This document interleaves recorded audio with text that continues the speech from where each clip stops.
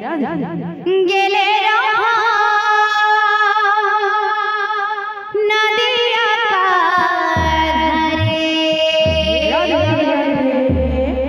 सखी संगे गेले नदिया धरे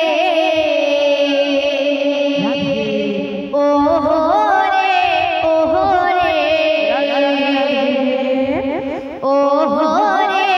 ओहो रे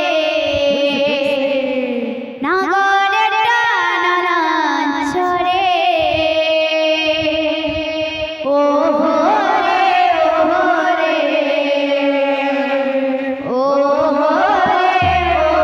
रे नागर टाना छरे जेतु बहुत बेले बहुछन गीता गावा लागि तो समस्त जन बसिछन टिके ठाही गले आले भल लागला आ भौणी माने जदी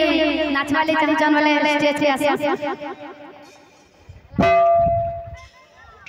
ओहो रे नागर टाना छरे ओहो रे नागर टाना सखी संगे गेले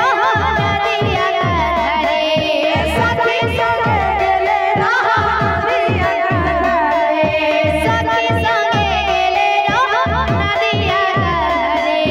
सखी संगे गेले नदिया धरे ओहो रे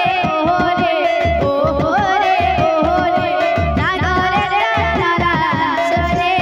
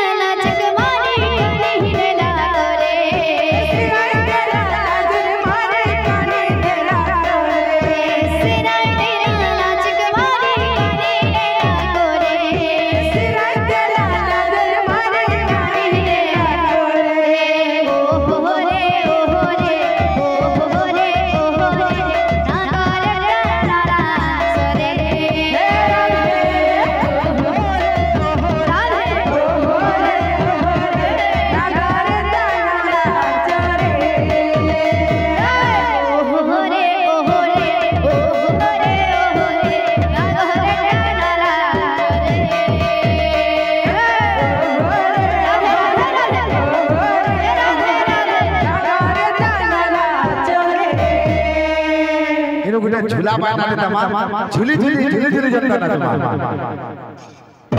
ओहो रे